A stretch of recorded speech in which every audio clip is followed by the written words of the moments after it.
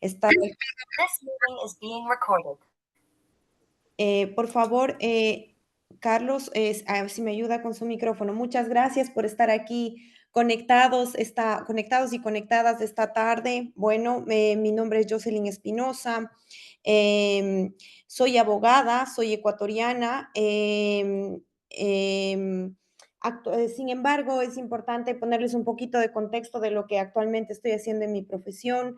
He vivido en Ecuador casi toda mi vida, sin embargo, los últimos 2 años me encuentro residiendo en España, ya que estoy dedicada específicamente a trabajar y a estudiar aspectos vinculados al género como profesora y desde el ámbito del derecho penal.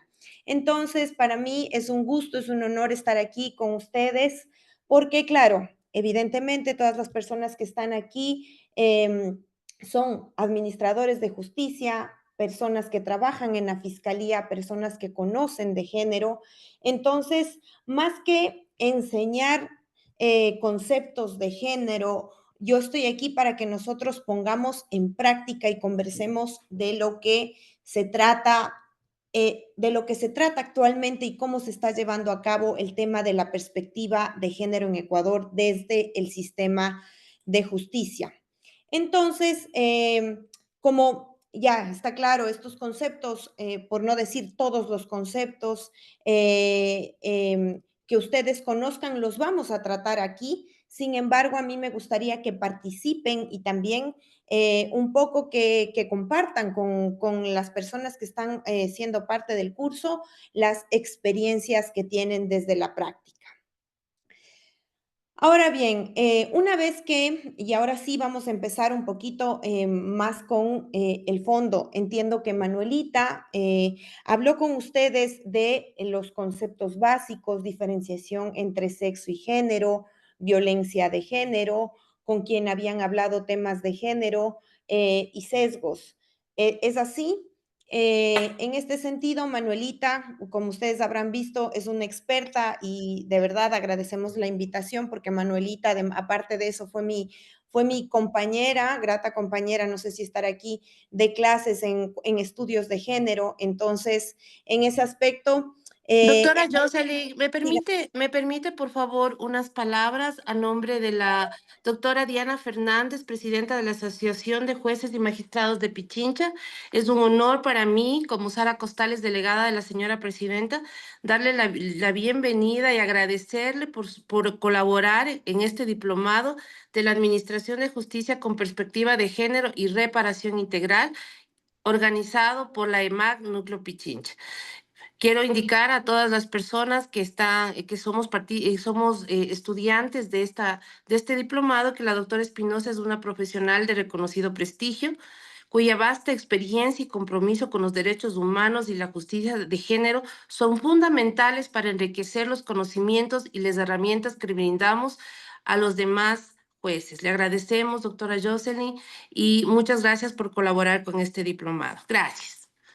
a usted, doctora Sara, qué gusto verla y muchas gracias. Extiéndale mis saludos a la doctora Diana por habernos invitado a formar parte de este curso para ponernos las gafas de género, ¿no? Qué importante es hablar del género ahora. Mi Ahora, querida doctora Jocelyn, un gusto, dígame, se nos Diego. adelantó. Diego Apolo, un placer de parte de la Universidad Metropolitana, igual de la EMAG. Es en conjunto de estas dos instituciones que estamos creando academia, generando academia, y justamente este tema tan importante que es la perspectiva de género y la reparación integral dentro de la Administración de Justicia para nosotros y para absolutamente todas nuestras autoridades, de parte de nuestro canciller, el doctor Carlos Espinosa Cordero, nuestros vicerrectores y rectores. Un saludo especial para su persona y bienvenida a este segundo módulo. Es un segundo módulo en el que estamos muy acogidos por parte de su persona para aprender y compartir un poco más de lo que ya usted conoce. Muchísimas gracias, una excelente noche para todos. Gracias, muchas gracias a Lumet y muchas gracias a la doctora Diana, quien nos ha reunido aquí, quien ha hecho por reunirnos aquí a todos estos profesionales. Y claro, como decía, me dejan a mí la vara muy alta porque, claro, llega Manuelita y habla de género y sesgos de género. Tengo entendido que habló también del concepto de violencia de género. Y luego, después de mí, viene Felipe con quien ustedes seguramente van a trabajar temas de proceso penal. Entonces, yo me encuentro en el medio de estos dos conceptos importantísimos, entre el género y entre el derecho penal. Y claro, en este sentido, yo me pongo aquí a explicar el género desde esta perspectiva, porque si bien es cierto, como profesional, como abogada, he realizado mi práctica en el derecho penal. Sin embargo, en los últimos años he tratado de vincular el derecho penal al género. Y claro, los últimos años para mí, porque el tema del género se viene llevando a cabo estudios desde hace muchísimo tiempo. Entonces, desde este punto intermedio entre el género y derecho penal es donde les voy a hablar. Y en esta perspectiva personal que voy a dar de género y derecho penal, a mí me gustaría mucho que participen ustedes como profesionales y también me aporten sus ideas, claro, desde este concepto de perspectiva personal, no hay ideas malas ni buenas, ni correcto ni incorrecto, sino que estamos aquí para compartir ideas y perspectivas para ampliar este conocimiento en cuanto al género en la práctica profesional. ¿Qué vamos a ver el día de hoy en este módulo? En este módulo, el día de hoy, vamos a hablar de conceptos, como les dije, desde esta perspectiva de género y derecho penal. También vamos a hacer un acercamiento al marco legal ecuatoriano. Vamos a ver qué nos dicen las leyes en Ecuador, qué leyes tenemos en Ecuador. Yo sé que esto tal vez les suena un poco repetitivo, que ya han hablado de esto, sin embargo, necesitamos contextualizar en qué punto estamos en el Ecuador. Vamos a hablar un poco del marco legal internacional que nosotros hemos acogido en Ecuador para el reconocimiento del género y de la violencia contra la mujer. Vamos a hablar de la Constitución, vamos a hablar del Código Orgánico Integral Penal, vamos a hablar del tratamiento al concepto de violencia de género en el Código Penal en Ecuador y vamos a hablar de tipos de violencia de género y formas de violencia de género dentro de la violencia doméstica, específicamente dos formas de violencia de género. Entonces, empezamos y espero que en este módulo podamos cumplir con el objetivo de plantear esta dicotomía entre el derecho y el género e identificar el marco legal de violencia de género en el Ecuador, la condición jurídica en la que estamos actualmente, los tipos y formas de violencia. Como evidentemente estoy hablando con jueces, juezas, fiscales, he tratado de hacer un análisis crítico a lo que actualmente tenemos en Ecuador. Y este análisis crítico nace de la visión que nosotros tenemos de género y derecho. En este sentido,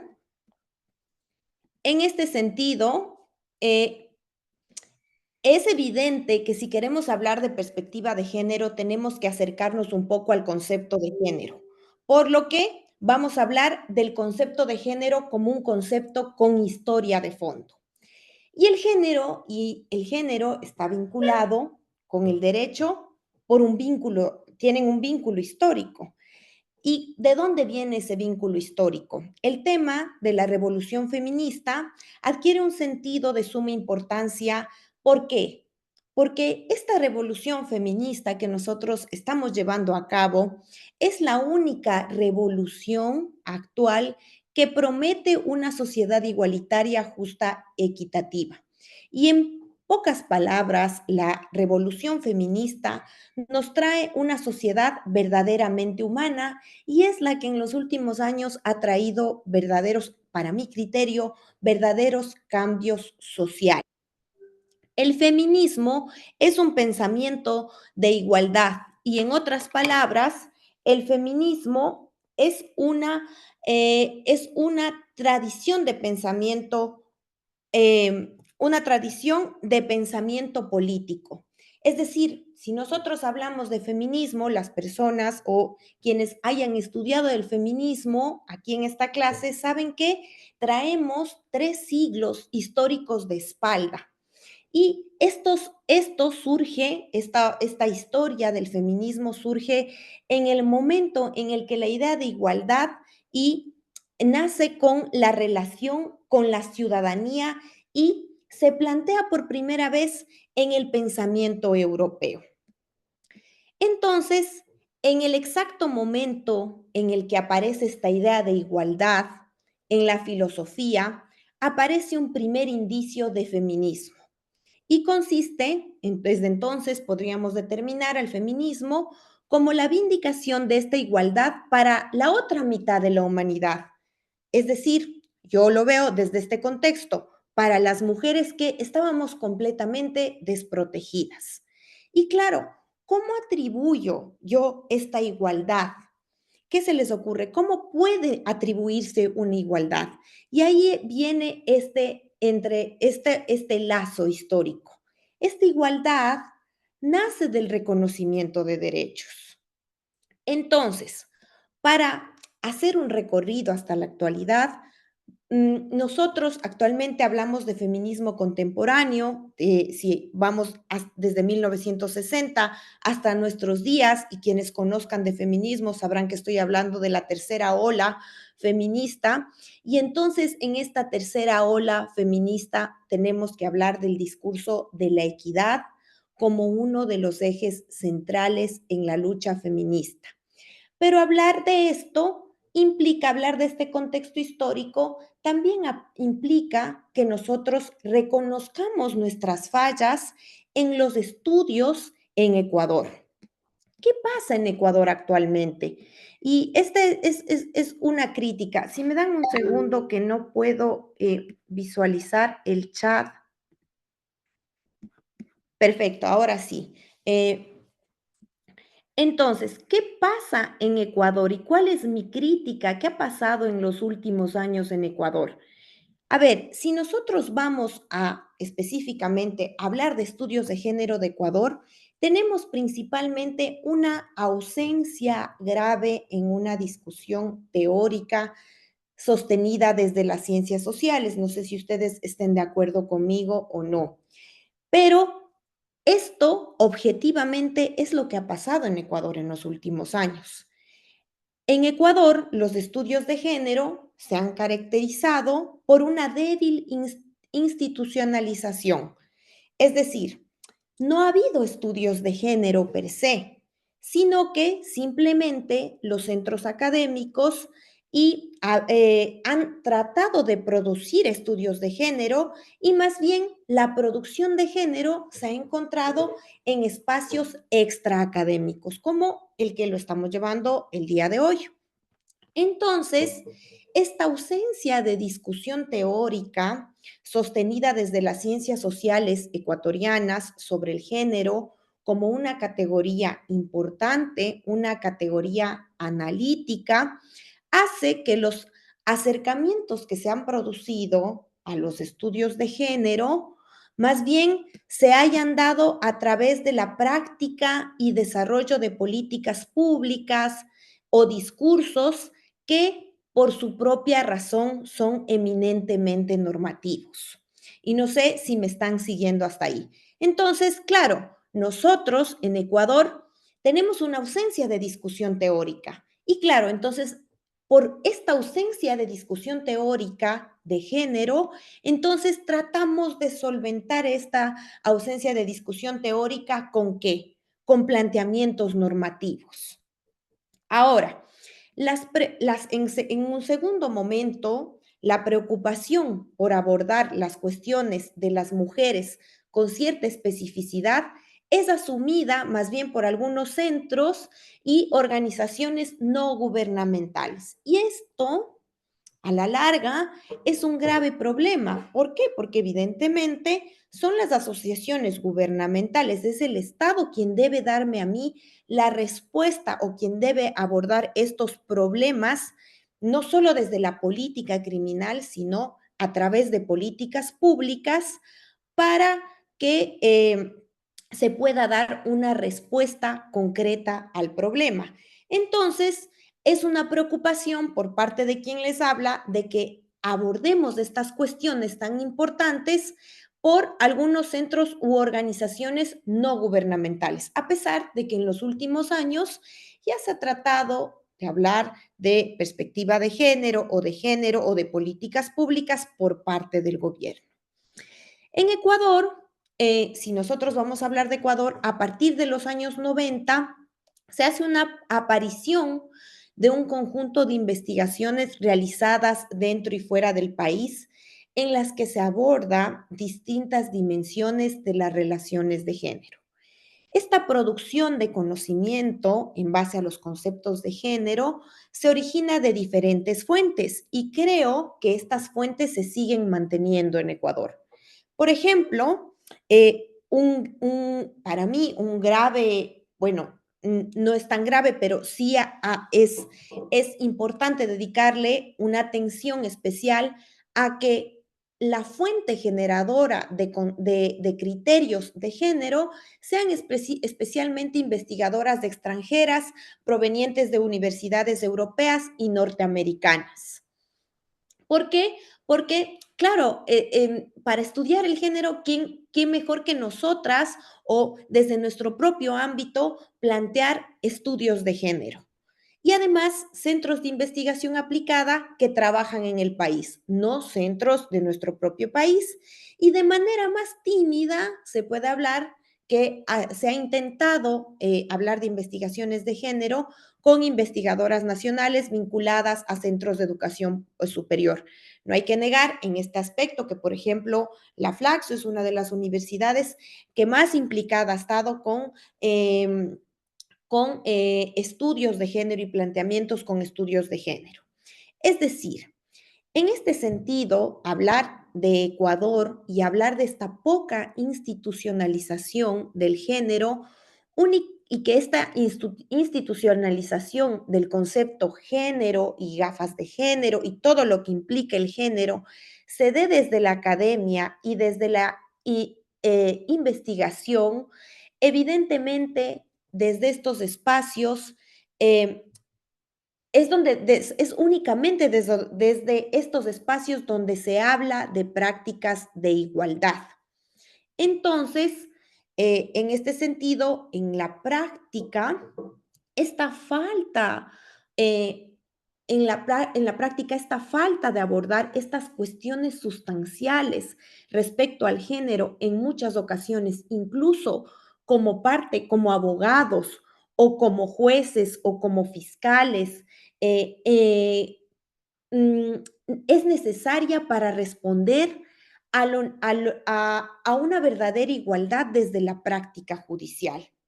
En este contexto, entonces, es necesario primero que hagamos conciencia, y si aquí hay alguna persona que realice estudios de género, es importante hacer conciencia de esta ausencia de discusión de género en las aulas de nuestro país específicamente. Entonces, para después de eso sí, poder abordar el tema de género. Ahora, yo les comentaba al inicio que yo estoy en esta dicotomía actualmente de la que espero podamos salir, eh, podamos salir prósperos en esta charla. Yo me encuentro actualmente entre el género y el derecho penal. Y si vamos a hablar de género y derecho penal, hay una autora que me gustaría que ustedes, si tienen la oportunidad, es una criminóloga española de la Universidad Pompeu Fabra, que habla muchísimo del género y del derecho penal, y es Larrauri Pijuan, y es Laura Larrauri Pijuan, y plantea un interrogante. Y este interrogante que ella se plantea es, yo como penalista, criminóloga, tengo este interrogante, ¿el derecho penal crea, reproduce o combate la desigualdad por razón de género? Y les traigo este interrogante a ustedes para que a través de esta respuesta nos vayamos conociendo y ver qué opinan ustedes en este contexto. ¿Ustedes consideran que el derecho penal crea, reproduce o combate la desigualdad por razón de género? ¿Qué opinan ustedes?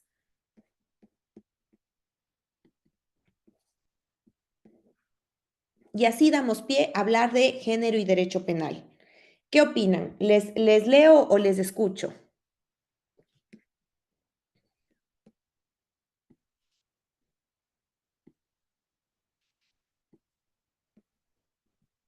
No estoy escuchando, si es que alguien...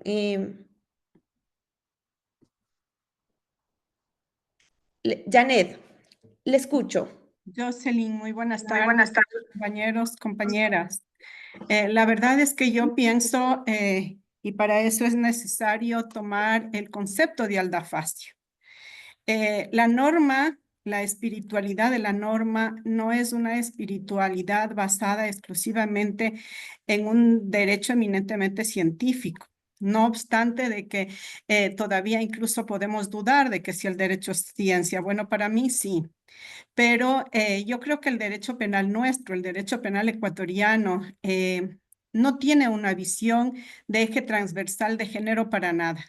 Por lo tanto, las estructuras que defiende el derecho penal, aparte de ser una mezcla de varias doctrinas, yo lo que creo es que produce una desigualdad. No aborda a la visión de género ni a los conceptos de interseccionalidad.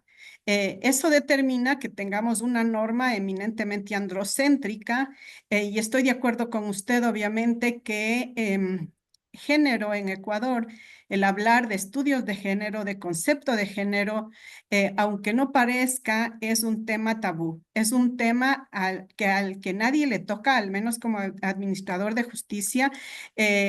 No queremos identificarnos con esto porque confundimos la visión de género con el feminismo extremo y esto supuestamente hace que un juez, una jueza o un fiscal pierda su imparcialidad. Obviamente nosotros entendemos que es lo contrario, pero hace que tengamos esta visión del feminismo extremo y por lo tanto es preferible, dice la mayoría, no inmiscuirnos en estos temas porque nos da una cierta parcialización. Es decir, yo creo que todavía no entendemos ni en qué consiste en sí el género, todavía no visualizamos las desigualdades históricas.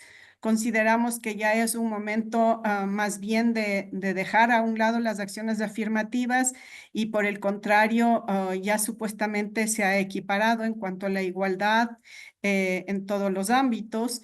Y claro, yo como usted ha dicho, prefiero utilizar el término de equidad porque este término me significa a una interseccionalidad en todo lo que significa la legitimación de las diferencias. Eso considero yo, por lo tanto, mi respuesta a esta pregunta sería que el derecho penal crea desigualdad, crea patrones androcéntricos, tiene una visualización totalmente de una verdad absoluta desde el punto de vista del machismo.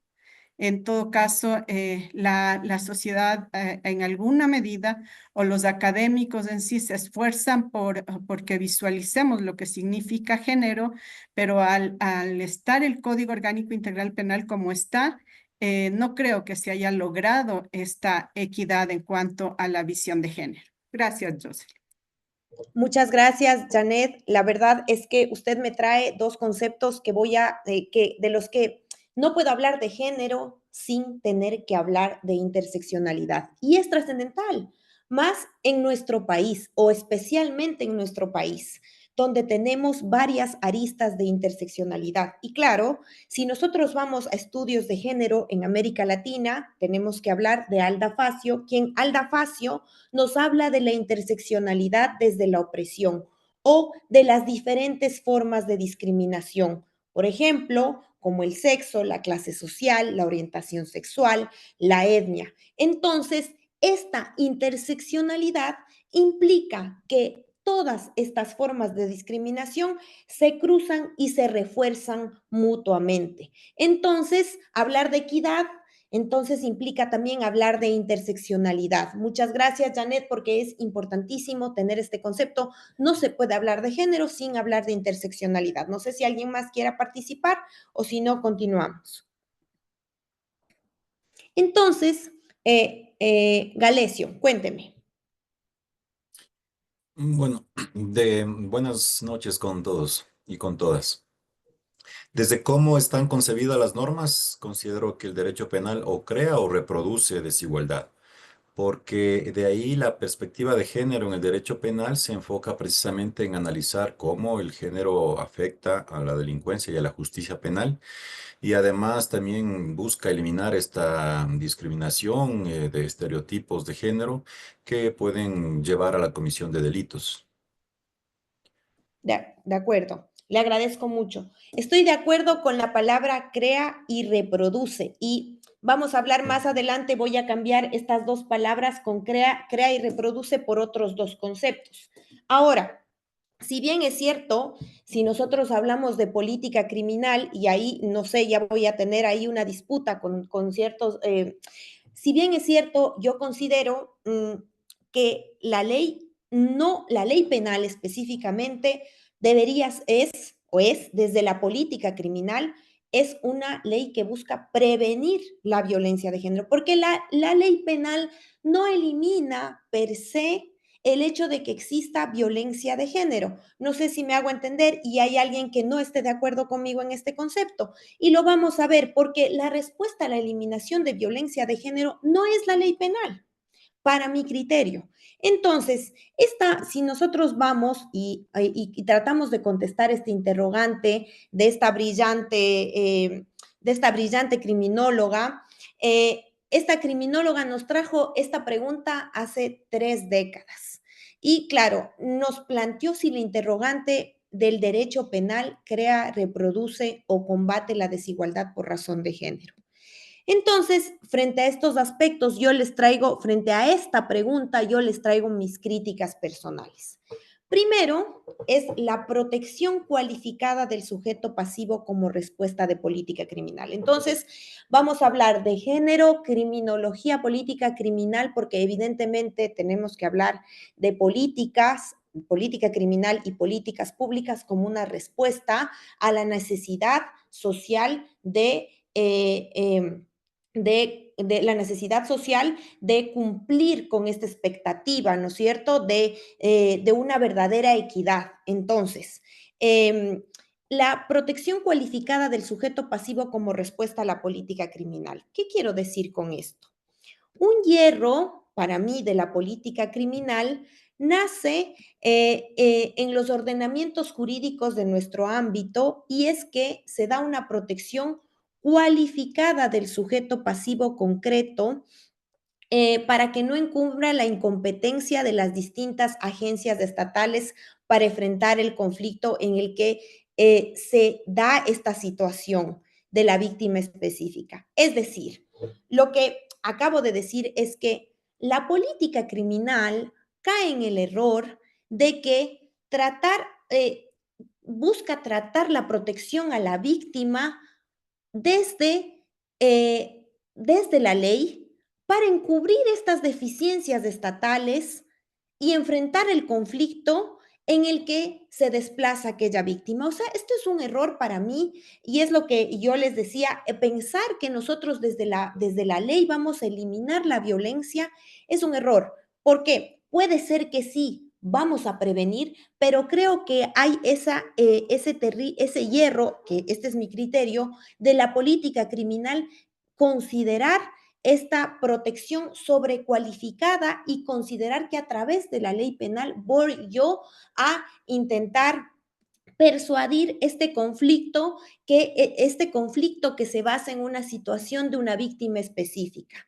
Por lo que la tipificación de conductas, perdón, y el sistema de justicia no puede encubrir, por decirlo así, la imposibilidad de combatir el fenómeno de la violencia de género por medio de políticas sociales adecuadas. Entonces, en este sentido, tenemos a la política criminal y a las políticas sociales. Y entonces, nosotros, como no hemos tenido estudios de género, y aquí vamos concatenando lo que vamos hablando, como no hemos dado respuesta a estudios de género, entonces conceptualizamos en que actualmente tenemos esa idea en Ecuador y en varios países, bueno, esta es mi crítica específica, de que tenemos esa idea de que toda la respuesta toda la respuesta a este tema debe darse en la ley. Si bien es cierto, como lo ha dicho Janet, la ley no tiene que propender a,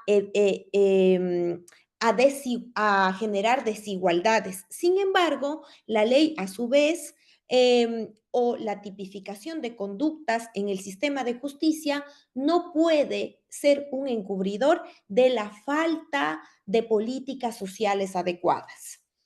Déjenme leo el chat. Perfecto, nadie ha dicho nada. Ahora, ¿qué pasa también si nosotros hablamos del derecho penal y el género? Si ya no vamos a hablar de políticas públicas, sino de el sistema penal en sí. Hablar del derecho penal y género se apoya en el convencimiento entonces de la incapacidad del sistema penal para ofrecer una respuesta satisfactoria a los atentados de género. ¿Por qué? Porque el sistema penal, si lo vemos dentro de una estructura, es solo una de las respuestas que debe dar el Estado para apalear este problema tan grave como es la falta de equidad en los sistemas, en los casos de género.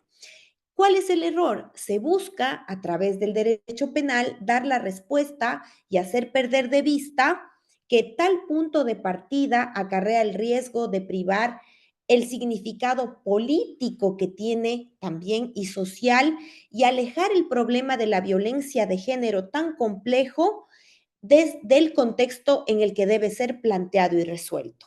Porque recordemos que estamos hablando de política criminal, pero desde una conceptualización de género.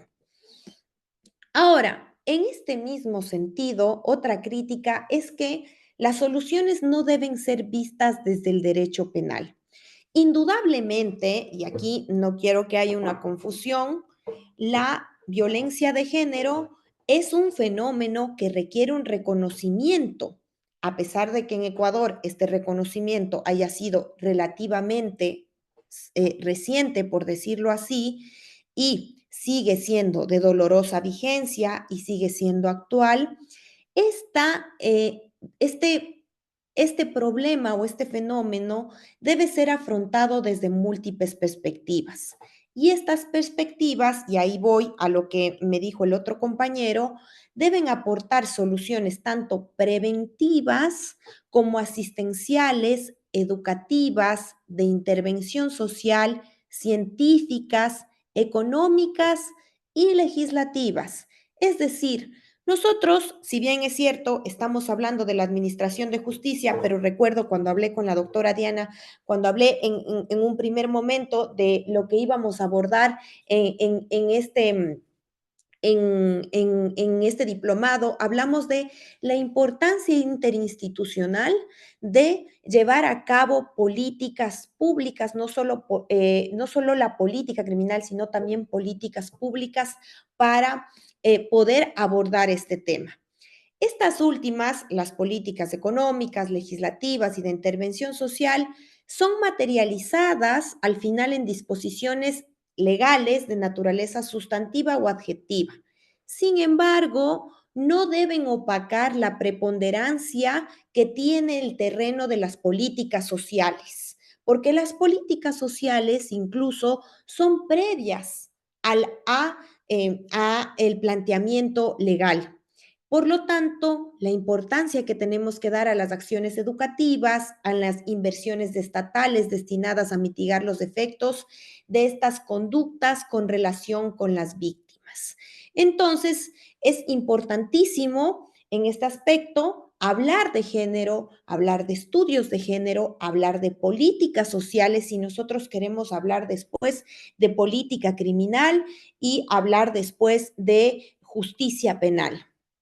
Sí, sin embargo, en este sentido, la legislación penal tiene un papel trascendental de lucha contra la violencia de género, indudablemente.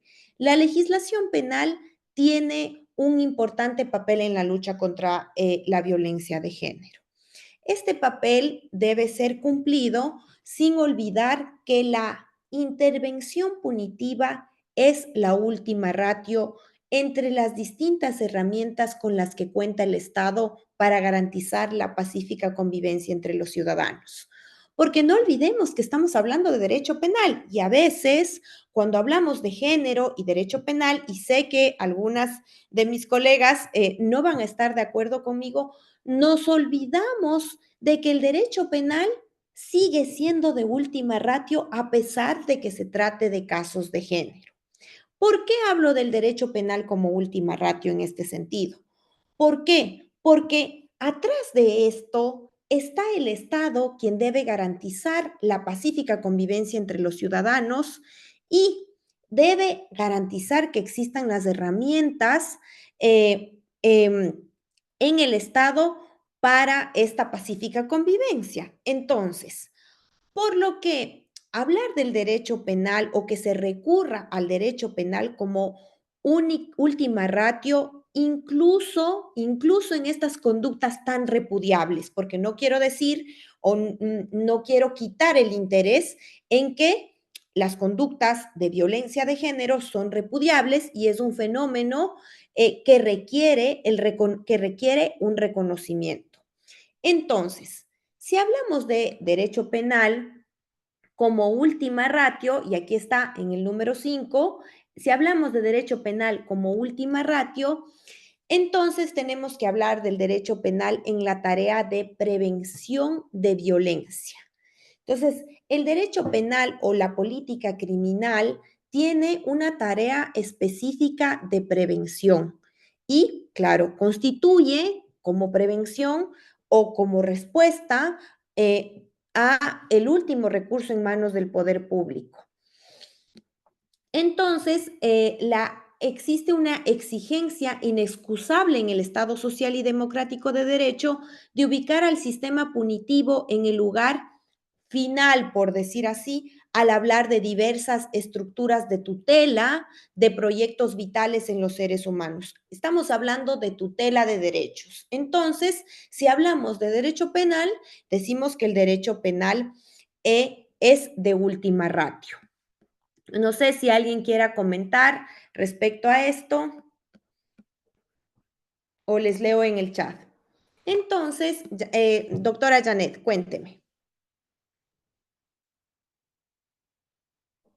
No le escucho, está apagado su micrófono. Usted manifiesta, o sea, esto fue de alguna manera evidenciado como el ganar un espacio a través de las luchas de las organizaciones de mujeres, pero obviamente fue la respuesta del Estado a todo lo que usted dice, a la falta de políticas públicas, a la falta de aplicar el índice de prevención. Entonces fue como que dijo el Estado en sí, los presidentes de turno, bueno, a ver, para que estas feministas ya no peleen más, les vamos a dar la ley 103. Pero la ley 103, como usted dice, el fenómeno criminológico de la violencia de género no está embarcado a cualquier tipo de infractor. La cuestión es que los infractores de la violencia de género forman parte de todas las familias, o sea, es muy difícil que alguien salga de este ámbito. Eso determinaba con mayor objetividad, como usted lo dice, la ley 103, que tenía una parte penal y otra parte civil, en el que ahora de alguna manera, por ejemplo, en el Código Orgánico Integral Penal dice, bueno, o sea, la víctima no hay como obligarle a comparecer al proceso penal, porque todos entendemos que forma parte de un círculo de violencia que solamente cuando está decidida. Pero ¿qué dice la víctima? La víctima dice, vea, yo sí quería, mi esposo me estaba pegando y he venido a la unidad de flagrancia, perdón que utilice el lugar donde yo trabajo, pero la verdad es que no quiero que vaya preso porque va a perder el trabajo, y si pierde el trabajo, la más afectada voy a ser yo como pareja y mis hijos, va a ser mi familia. Entonces, a lo mucho usted puede darme una boleta de auxilio, ¿no es cierto? Mientras que en la ley 103, que fue a inicios de 1994 y 1995, se determinaba la indemnización a la víctima en cuanto a los aspectos de la violencia que podrían de alguna manera incluso ser resarcidos económicamente. Eso yo pienso que así lo hizo el Estado, lo hizo con la finalidad de tapar de alguna manera la boca, por decir de esa manera, un poco grosera, a las organizaciones sociales para que digan, bueno, las feministas han alcanzado la ley orgánica actual contra la violencia en la mujer y la familia, pero debemos entender que el Estado ni siquiera da los recursos necesarios para poder efectivizar la norma legal, ¿no es cierto?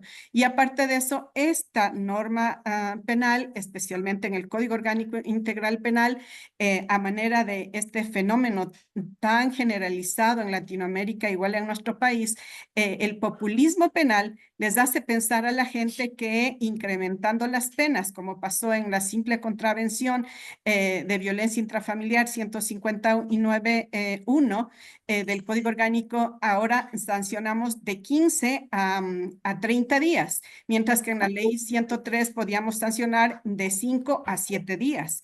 Ese andamiaje de endurecimiento de penas, primero es anticriminológico porque se aplicó sin tomar en cuenta cuál es la función de la familia en tanto y en cuanto de la afectación que puede sufrir el momento en que un infractor de ese tipo vaya preso. Por eso es que yo, como lo digo, fue hecha y por eso vuelvo a manifestar que fue hecha con todo el aspecto de androcentrismo, sin pensar en lo que queremos, peor en cuanto a prevención.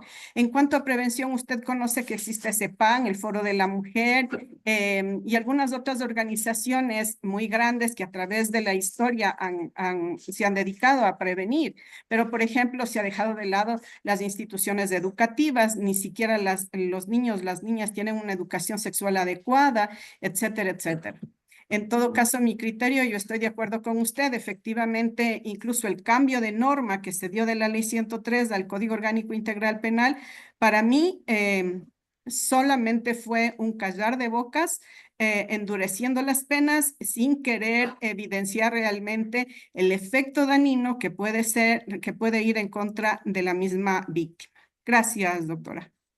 Gracias, doctora Janet. Y de verdad, usted está un poco adelantándose a lo que yo voy a hablar. Vamos a hablar un poquito de los infractores y cómo abarcamos nosotros el tema de la violencia doméstica como parte de la violencia de género.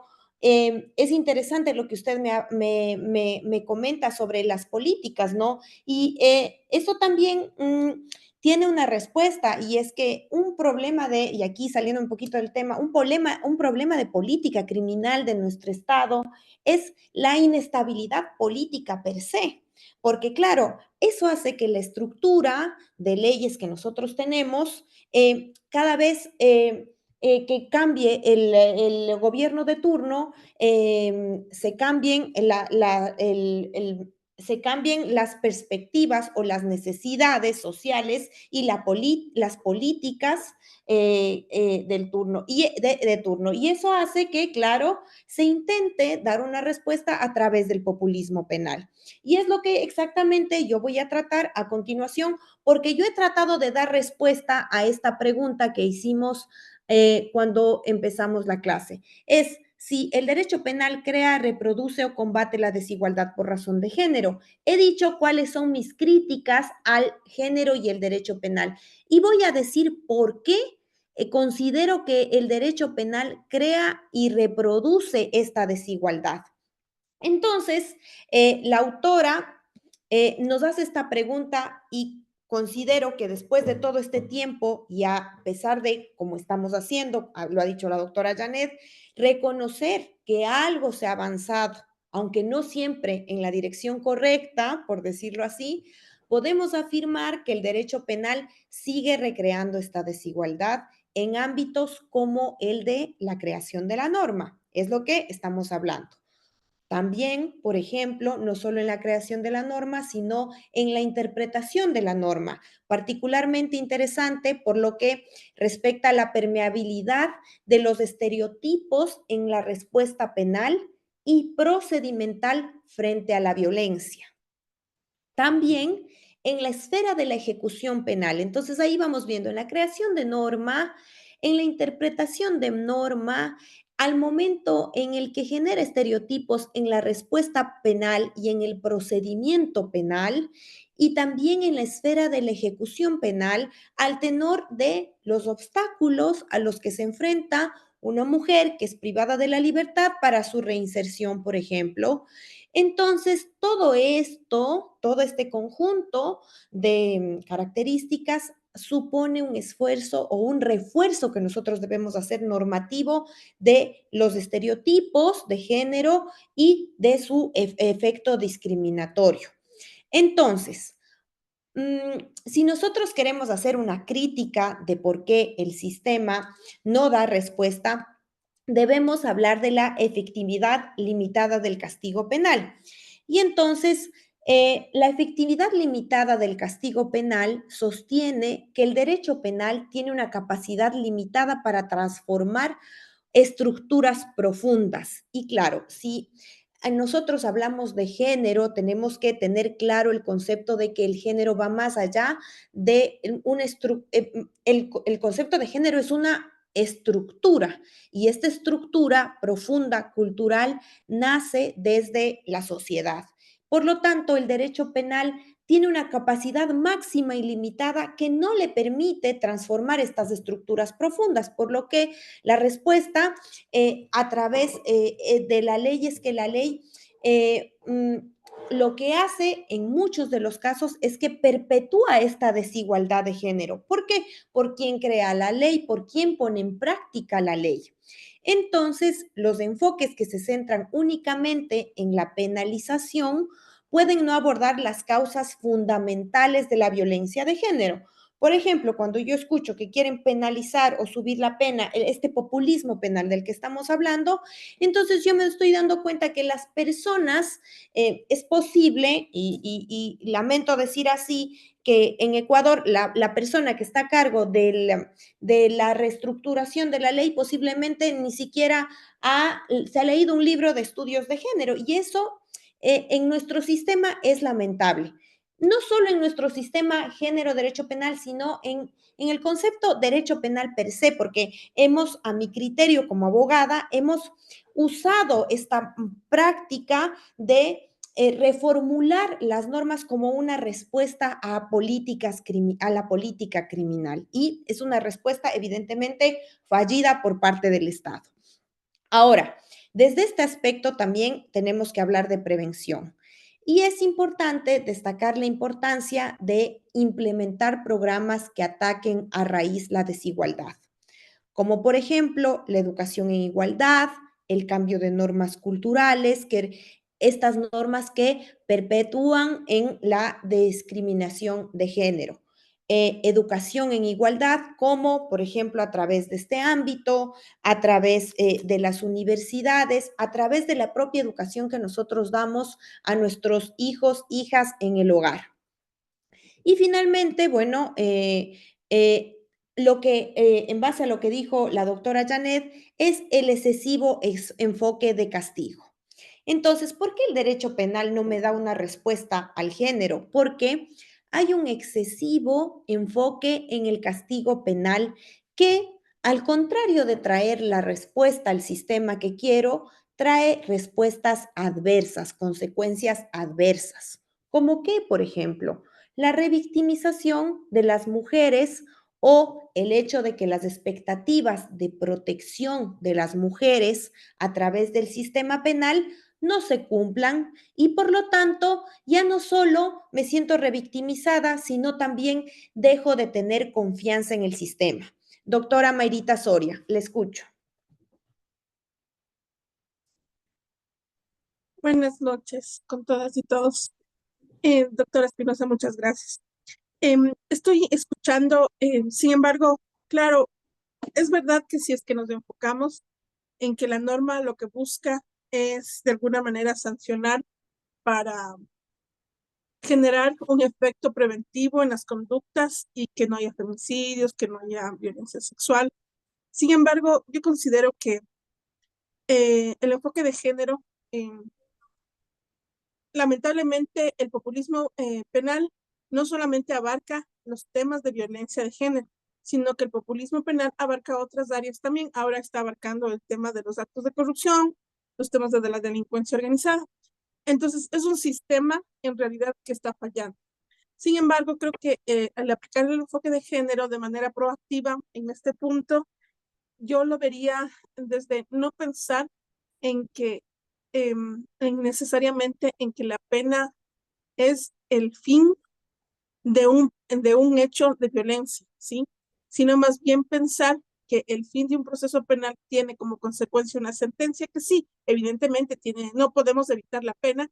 Sin embargo, creo que podemos hacer uso de la reparación integral como una medida de enfoque de género. Es decir, el objetivo de una pena, de una sanción, no solamente implica una sanción al presunto agresor, sino también implica una reparación integral para que la víctima pueda reparar su proyecto de vida, pueda volver a rehabilitar en la medida de lo posible, ¿no?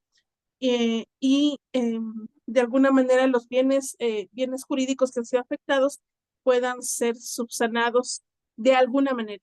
Y para eso existen varias herramientas. Entonces, yo pensaría, porque si es que nos enfocamos de esa manera tan negativa, entonces Claro.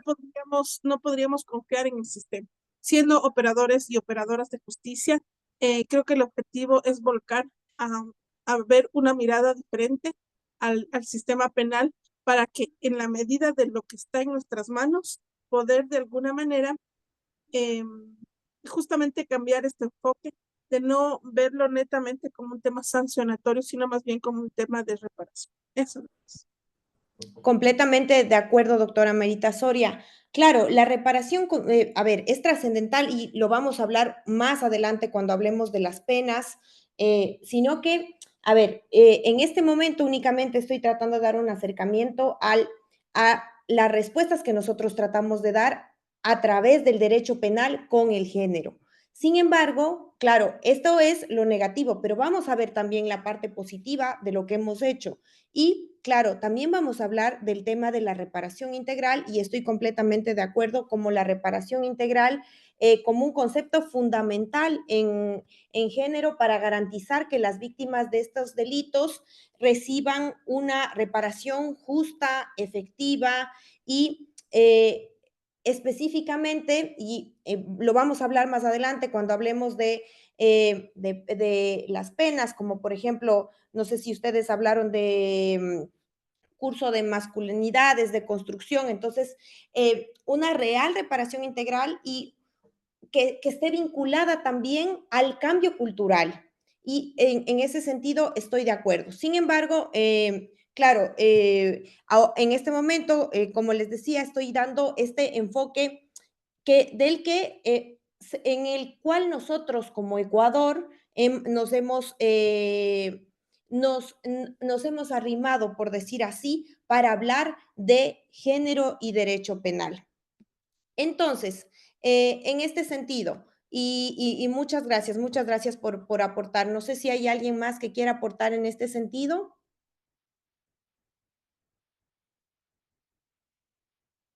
Germán, le escucho. Sí, buenas noches con todos, buenas noches, doctora. He estado escuchando la conferencia y efectivamente bueno, se está tratando de determinar en concreto sobre las respuestas que da en este caso el derecho penal frente al género, pero definitivamente en el Ecuador sobre todo no hay un conocimiento, digamos, adecuado sobre este tema. Yo creo que en el 99% de nuestra población, de la sociedad, ¿no? Entonces, si bien es cierto, el género es una estructura cultural que debe ser, yo pienso, analizada y desde el punto directo hacia la sociedad, es decir, con un enfoque social totalmente, más no desde el campo penal. No olvidemos que también, como que en el caso de la ley 103, en ese tiempo, que son ya varios años atrás, se crearon las comisarías de la mujer también, como que se distorsionó por completo la aplicación de esta normativa frente a los problemas sociales que se daban en aquel entonces. Ahí es cuando se empezó conociendo sobre estos temas álgidos que hoy en día recién nos estamos, como se dice, tratando de estudiar. Entonces, yo pienso que por ahí debemos de empezar como Estado en sí a conocer sobre la estructura cultural realmente de lo que es el género dentro de la sociedad. Y por ahí empezaremos entendiendo lo que realmente significa, creo yo, es mi De apreciación. acuerdo, completamente de acuerdo. Lo hemos dicho y es lo que he tratado de... Muchas gracias, doctor Germán. Es lo dicho y es lo que he tratado de decir que, bueno, que la respuesta a estas prácticas va un poco más atrás, ¿no? Va desde un cambio en la educación en igualdad y en las normas culturales que hacen que se perpetúe este tipo de violencia. En este sentido, si me permiten, voy a continuar con, y les agradezco muchísimo por sus aportes que son muy valiosos también para poder, para poder bueno, continuar con esto, estaba hablando de los aspectos que en el derecho penal se reproducen y como parte de la desigualdad. Entonces, habíamos dicho que existe este excesivo enfoque de castigo, a lo que la doctora, claro, Mayrita Soria nos contestó que, claro, que no deberíamos hablar tanto de pena, sino de porque evidentemente la pena privativa de la libertad, por decir así, va a ser una consecuencia de un proceso legal, sino más bien hablar de reparación integral. Pero también, si nosotros hablamos de sistemas penales en general, tenemos que decir que los sistemas de justicia penal pueden en muchas de las ocasiones estar influenciados por sesgos de género. Y eso, no sé si ya lo habrán visto, estos sesgos de género afecta la implementación y la eficacia de las leyes diseñadas para proteger a las mujeres y otras minorías de género. Por lo que las mujeres que atraviesan el sistema penal a menudo enfrentan barreras adicionales y sufren un trato desigual. Estas actuaciones que evidencian una pauta de discriminación en el ejercicio de los derechos y particularmente cuando esta víctima del delito o esta víctima que ha sufrido el daño, se le añade indirectamente otra serie de perjuicios, hace que en conjunto el sistema provoque que se vulneren sus derechos revictimizando. Ahora, si nosotros, sí, no sé si ustedes están interesados en este tema, en hablar, porque ya ha habido varias autoras que nos han hablado del derecho penal y el género. Por ejemplo, les voy a dejar unos nombres aquí en el, en el chat por si a alguien le interesa, quienes nos han traído contribuciones en la crítica y también en la práctica de cómo se debería hablar de género y derechos. Si a alguien le interesa, le dejo aquí nombres y aparte también que, así como comenté, la autora española, de quien dejo el nombre aquí, también por si a alguien le interesa leer un poquito de criminología y género y derecho penal. Entonces, si nosotros hablamos si estamos hablando como de justicia, derecho penal y género, ¿cómo podemos generar una perspectiva de género desde el derecho penal? ¿Cómo se les ocurre a ustedes que podemos generar una perspectiva de género desde el derecho penal? Saliendo del tema cultural, desde donde nosotros estamos. ¿Cómo creen que podemos generar una perspectiva de género? Les escucho. Mayrita, le escucho. Sí, pero la forma que, bueno, la clase anterior con Manuelita nos ayudó es una de las formas básicas es la eliminación de estereotipos en la valoración de la prueba, creo. Y bueno, esta eliminación de estereotipos para los jueces en la valoración de la prueba, pero respecto del tema investigativo previo, tanto para tanto para los funcionarios de la Fiscalía como para los órganos auxiliares investigativos como peritos, investigadores. También aplica a fin de que la investigación sea lo más, transversalice el tema de la debida diligencia y la presente de manera, lo óptimo sería que sea de manera depurada, es decir, sin ningún sesgo, para que los jueces puedan sobre eso valorar y sobre eso también aplicar las normas y para eso, para llegar a una sentencia justa, ¿no? Entonces creo que eso sería. Eso como primera pienso. De acuerdo, estoy completamente de acuerdo. Y lo que les decía, entonces, si los aspectos en el que el derecho penal reproduce desigualdad son sistemas penales sesgados, entonces la primera respuesta y la respuesta, lo primero que debemos hacer es, para dejar de reproducir esta desigualdad, es tener sistemas penales que cumplan con esos criterios. Ahora, eliminar los sesgos es un poco complejo desde este aspecto, porque no sé si Manuelita habló con ustedes, pero los criterios, los sesgos son tan personales que incluso yo, al hablarles desde mi perspectiva de género, yo ya tengo impuesto un sesgo personal. Entonces, hay que tratar de eliminar lo más que se pueda estos sesgos que vienen vinculados a estereotipos y específicamente en los casos de derecho penal. ¿Alguien más que quiera hablar? Considerando las desigualdades. Doctora Juana, de acuerdo, considerando las desigualdades. Alfredo dice, podría ser su aplicación en cuanto a los operadores de justicia u operadores judiciales. De acuerdo, entendería que tendríamos que dar educación. Considerando las desigualdades. Completamente de acuerdo, doctora Juana y doctora Mayrita. ¿Cómo podemos generar una perspectiva de género desde el derecho penal? No se puede negar que siempre se mira desde algún lado del río, y es lo que yo les estoy diciendo.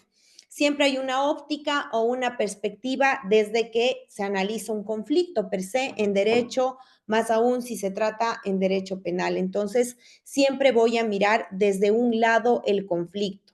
Por lo tanto, será necesario adoptar una perspectiva que se aleje de la propia. Generalmente, esta perspectiva que nosotros tenemos es contaminada por una sociedad prejuiciosa y lo que debo hacer cuando yo me alejo de esta perspectiva prejuiciosa es buscar un enfoque nuevo. Y este enfoque nuevo que tiene que tener la justicia debe tender a una consecución de igualdad material.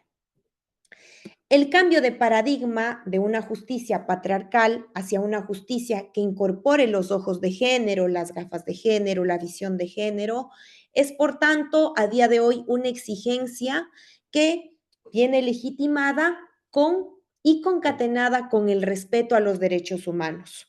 Por lo que de lo que se trata no es de reconocer como antaño el papel de la mujer, sino más bien reconocer realmente el papel de la mujer como principal artífice de la paz familiar, sino de reivindicar la importancia del principio de igualdad, no solo de esta igualdad material, sino de una igualdad real y efectiva entre las personas. El derecho penal, como parte integrante del ordenamiento jurídico, tampoco es neutro. En cuanto al género, si así fuera, nos encontramos ante el único grupo normativo que no se ve afectado por las discriminaciones que la sociedad ha generado y sigue generando con relación a las mujeres. Dado que si nosotros vamos y salimos un poquito del concepto de derecho penal, del reconocimiento, el machismo, si vamos a ver otras leyes, sigue operando en otros ámbitos de la sociedad. Por lo que es necesario que el enfoque de género se aplique también como forma transversal a todos los sectores de derecho, incluyéndose el ámbito penal. Entonces, aquí es lo que yo le decía a la doctora Mayrita, tenemos que ver lo negativo, pero también tenemos que ver lo positivo. Si nosotros damos una mirada, por ejemplo, al derecho societario, tenemos que ver que recién en el año 2024, me parece que en febrero, un ejemplo de esto es que recién en febrero del 2024 se obligó a las empresas a tener planes de igualdad dentro, dentro del sistema corporativo, que implica que la empresa tiene que presentar ante la Superintendencia de Compañías un plan de igualdad que respalde las políticas de equidad y de igualdad de la empresa y evite discriminación. Frente a esto, si nosotros vemos un reconocimiento, el derecho societario ha hecho un reconocimiento recientísimo en el 2024, y frente a esto, si nosotros hablamos del derecho penal, en el derecho penal encontramos ya un grupo normativo que ya trata de reconocer y busca evitar discriminaciones que la sociedad ha generado y sigue generando con relación a las mujeres. Uno de los objetivos principales frente a esto, de la perspectiva de género en el ámbito penal, entonces radica primeramente en descubrir, Carlos me está alzando la mano y tengo el chat. Germán me dice 3. Gracias. Si se me escucha, gracias, Jocelyn. Sí, doctor. pero no solamente, lo que pasa es que estamos abordando, claro, netamente desde la materia penal, pero existen otras materias que también deben ser tomadas en consideración. En mi caso, por ejemplo, yo soy un juez de trabajo y en el ámbito del trabajo, lógicamente es mucho más complicado que una persona ejemplificativamente entre determinadas edades pueda conseguir o le sea más fácil el acceso a una fuente de empleo. Ejemplo, van a una empresa y le hacen la pregunta, llene por favor el formulario. ¿Qué edad tiene? ¿Es soltera o casada? ¿Tiene novio o con quién vive? ¿Cuál es su expectativa de vida? ¿Cómo se ve de aquí en 10 años? Entonces, todas esas preguntas le hacen que el posible empleador vaya determinando una conducta que, si bien es cierto, no se la exterioriza, pero le resta oportunidades para la consecución de un empleo. O cuando también, ejemplificativamente, una mujer ha quedado embarazada, ¿no es cierto? Y obviamente tiene beneficios de orden legal, y nuestra Constitución así lo establece. Entonces, a esa persona, pues lo que tratan exactamente es de evitar a toda costa, o en una gran mayoría, de que esa persona o quede embarazada o continúe en las relaciones laborales. Entonces, no solamente debemos enfocar en el sistema de orden penal, sino que también debemos enfocarnos, por ejemplo, en lo que justo decía antes usted, que se debe reconocer el papel de la mujer y reivindicar la importancia bajo el principio de igualdad. Y entonces, esa ya no es solamente una tarea legal, esa es una tarea social, es decir, es una tarea educativa que no la vamos a combatir ni desde el punto de vista penal, ni desde el punto de vista laboral. Entonces, esa es una tarea que es totalmente diferente en cuanto, por ejemplo, se decía, no solamente a presentar unas normas que tienda a beneficiar o a tratar este tema. No es así. Porque la norma también tiene que tiene que ir de acuerdo a las necesidades sociales. Y una necesidad social es obviamente igualar a la mujer con el hombre con la mujer, o a la mujer con el hombre. No quiero anteponer a nadie, igualar al ser humano, dejémoslo así, para que la sociedad pueda comprender la importancia que cada uno de nosotros tenemos para el desenvolvimiento.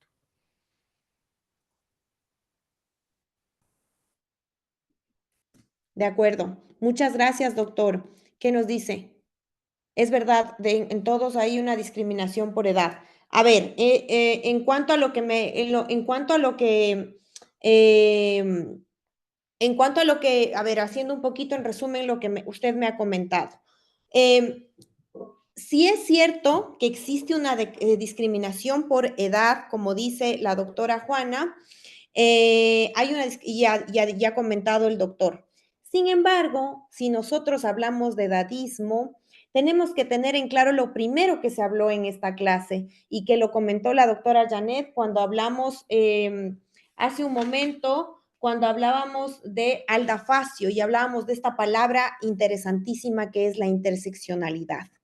Y claro, el edadismo y el género son dos formas de discriminación que se cruzan y se refuerzan mutuamente cuando hablamos de violencia de género. Y si bien es cierto, las mujeres y los hombres experimentan edadismo, se experimenta el edadismo de manera diferente. Y las mujeres, aparte de eso, pueden enfrentar formas adicionales de discriminación relacionadas con el género. En este sentido, me parece muy interesante lo que usted me dice y si esperemos, no sé cómo se vayan dando los temas, me gustaría al final de todo esto hablar un poquito de género desde el ámbito laboral, políticas empresariales, interinstitucionalidad y protocolos. Pero evidentemente, como saben, tengo que regirme primeramente al tema, que es lo que nos trae a colación, y me gustaría desde los otros ámbitos, más adelante, desde los otros ámbitos también poder compartir experiencias personales que he tenido ya trabajando en temas de género acá en España, porque claro, si bien es cierto, nosotros ahorita estamos haciendo este reconocimiento, no desde el derecho penal, sino este reconocimiento en general. Aquí, por ejemplo, ya se hablan de temas interesantísimos, como, y les voy a dejar un poquito para que ustedes revisen si les interesa, se habla ya del compliance de género.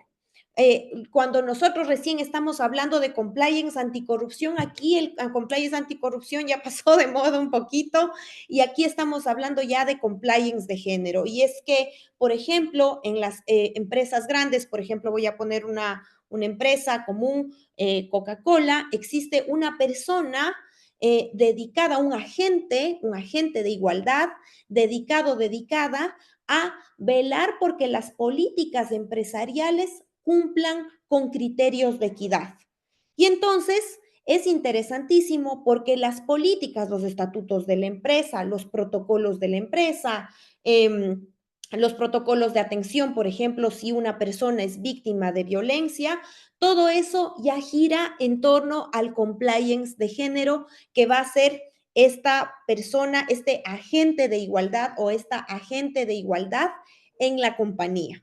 Entonces, imagínense que incluso el género ya ha evidenciado otros ámbitos en donde nosotros todavía no estamos vinculados. Y, por ejemplo, eso lo podemos vincular al ámbito laboral, a políticas empresariales, el compliance, como ustedes saben, método preventivo para, perdón la redundancia, para prevenir delitos está vinculado a temas, a temas penales y es interesante ver cómo nosotros podríamos abarcar desde varios ámbitos, pero claro, en este sentido, como estamos hablando de perspectiva de género desde el ámbito de administración de justicia en delitos, entonces yo espero que la última clase pueda dedicarme a hablar de este aspecto laboral, políticas empresariales, interinstitucionalidad y protocolos, porque me gustaría también compartirles cómo funciona el tema de la interinstitucionalidad y protocolos que se aplican aquí en el momento en que una persona es víctima de violencia de género. ¿Ya? Entonces, muchas gracias por su aporte, doctor. Me parece, no soy experta. De acuerdo con el doctor Carlos Dávila, dice la violencia de género se puede incrementar respecto a la edad de la persona. Completamente de acuerdo. No soy experta en derecho laboral, pero voy a intentar abarcar las novedades que nos ha traído el año 2024-2025 en el ámbito laboral respecto al género. Entonces, para continuar, estábamos hablando de cómo podemos generar una perspectiva de género desde el derecho penal. Habíamos dicho entonces que la perspectiva de género necesita desmontar esta falaz neutralidad del Estado, y uno de los objetivos principales de esta perspectiva de género en el derecho penal radica en descubrir las reglas del derecho que crean, legitiman y perpetúan la discriminación para desmontarlas. Esto es importantísimo. Y hablar de perspectiva de género también supone reconocer herencias culturales, que es lo que ha dicho, que si bien es cierto, estamos hablando desde el derecho penal, desde el derecho, pero implica también reconocer herencias culturales sobre la base de la inferioridad y sometimiento de la mujer respecto al varón. Y entonces resulta insuficiente invocar el principio de igualdad formal, que por cierto, para mí, el principio de igualdad formal en algunas leyes ya se alcanzó hace tiempo y es propio de las corrientes feministas que tienen un claro tinte liberal, pero no es útil para deconstruir los esquemas patriarcales sobre los que se asienta la sociedad hoy en día. Es verdad que existe una igualdad formal, y lo digo entre comillas, pero no existe una igualdad real.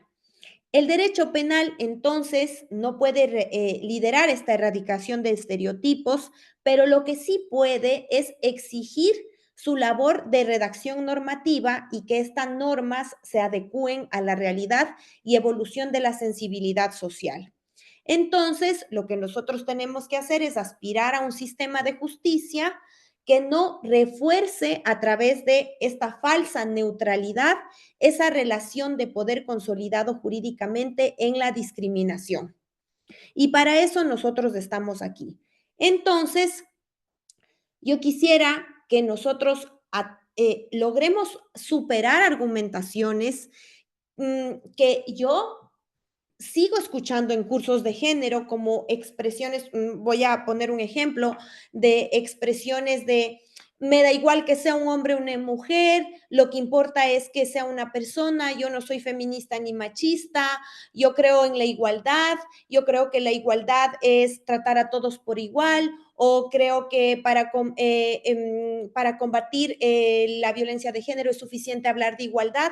Entonces, perdónenme que sea tan injusta, pero no puedo creer que a estas alturas del partido, por decirlo así, un poco informal, sigamos hablando de que no importa la persona, porque ya toda esta lucha que traemos es para que se haya evidenciado que esta estructura desigual implica que tengamos un trato diferenciado, pero no a peor, sino a mejor.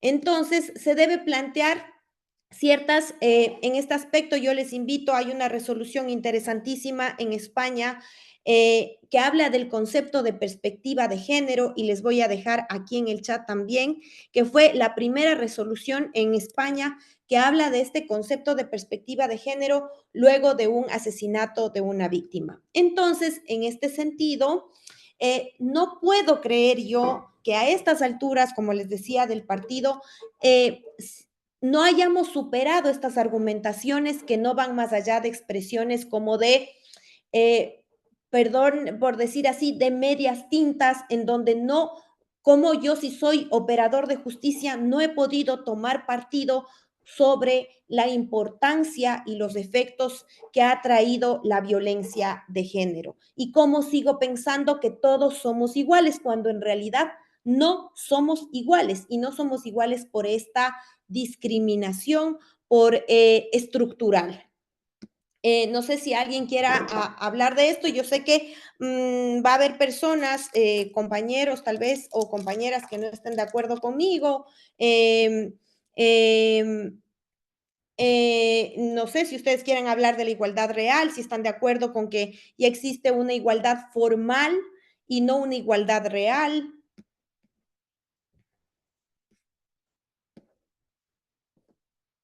Si quieren tomar postura, si su postura es la que yo he comentado, pueden defender su postura aquí. ¿Nadie quiere comentar? Entonces, perdón que no veo ninguna mano levantada. De acuerdo, entonces, la perspectiva de género y la igualdad real son conceptos, por decir así, recientes en nuestra sociedad y en nuestro acervo cultural. Y para su integración en todas las disciplinas, especialmente en el derecho y en el derecho penal, constituye una obligación de todos quienes ejercemos parte del sistema y, evidentemente, de los poderes públicos. Las interpretaciones académicas respecto a las relaciones de género en Ecuador. Y esto es importante. ¿Por qué? Porque ¿cómo podemos generar una perspectiva de género desde el derecho penal? Como les dije, si nosotros tenemos ciertas tensiones académicas en la interpretación de las relaciones de género en el Ecuador. Por ejemplo, la investigación de género en Ecuador ha presentado al menos 3 tipos de tensiones. Ha significado para muchas investigadoras e investigadores la adopción de marcos conceptuales y metodológicos provenientes de varias disciplinas sociales para poder fundamentar la necesidad de contar con herramientas de análisis que permitan dar cuenta de mejor manera de los fenómenos que hemos estado analizando. En este sentido, también las investigaciones de género no solo han buscado producir conocimiento, sino también reconocimiento. Y aquí está lo que me decía la doctora Janet, que no solo crea, sino que también reproduce. Entonces, ella comentó estas dos palabras. Entonces, las investigaciones de género, los estudios de género, tienen como objetivo el reconocimiento sobre determinadas estructuras de desigualdad. Y en este sentido, romper con estas fronteras entre el discurso académico, normativo, que son frecuentemente difusas. Entonces, frente a esto, gran parte de las investigaciones realizadas por quienes estudian género han estado marcadas por este primer objetivo, que es la visibilización, o sea, ni siquiera hablar de fondo, sino hablar primero de visibilización. Por eso, la falta de discusiones teóricas hace que ahora nosotros, cuando hablamos de género, nos centremos en discusiones eminentemente normativas. El reto de cómo abordar la irreductible diversidad de configuraciones de género en nuestra sociedad ecuatoriana. Si hablábamos antes de interseccionalidad, entonces si hablamos de estudios de género en la sociedad ecuatoriana, tenemos que estudiarlo desde estas diferencias jerárquicas, culturales, sociales, económicas, además de las distintas concepciones que tenemos cada uno de tiempo y de espacio, en donde puede atentar cualquier homogeneización de las situaciones de la vida de las mujeres y más aún si se trata de las relaciones de género. Por lo que incluso podríamos pensar en replantearnos la categoría de género y promover una visión más integral que articulara varias dimensiones de análisis de desigualdad social, la clase social, la etnicidad, porque en Ecuador tenemos esta interseccionalidad grave cuando hablamos de género y las otras diversidad de configuraciones de género que incluye en nuestra sociedad ecuatoriana. Estas mismas tensiones, cuando se habla de género, no necesariamente son limitaciones, sino que pueden construirse en cimientos de nuevas interpretaciones sociales. Es decir, el género tiene la potencialidad de convertirse en un eje articulador de cualquier enfoque multidisciplinario y por ello permite una mejor aproximación a la complejidad del tejido social en general y a la desigualdad. Ahora, una mejor aproximación para la complejidad del tejido social en general y la desigualdad social en particular ha hecho que haya esta superposición de los elementos interpretativos y normativos del género. Ahora, el derecho es una de las tensiones en las que nosotros nos encontramos cuando hablamos de género. ¿Por qué? Porque el derecho está en la tensión entre el discurso normativo y el discurso analítico. Mientras que el discurso normativo se enfoca en establecer los principios, estándares y todo lo que nosotros sabemos para guiar la actuación judicial y la toma de decisiones, por ejemplo, establecer derechos, una pena, prevenir delitos. El discurso analítico invita a que nosotros, cuando apliquemos la norma, también examinemos más a fondo y comprendamos los fenómenos sociales, políticos, culturales que rodean al género. Como por ejemplo, si nosotros estamos frente a un caso, deberíamos analizar las estructuras de poder, las normas, los sesgos que hay detrás de todo esto. Entonces, esta aproximación combinada desde el derecho hace que haya un error en la práctica judicial. ¿Y cuál es el error que yo considero que actualmente lo estamos llevando a cabo en la práctica judicial? Esteban Calderón está levantando la mano. Sí, buenas tardes. Gracias, Jocelyn. Perdón por no prender la cámara que voy conduciendo y se me hace más complicado. Sin embargo, no sé si se me escucha ahí.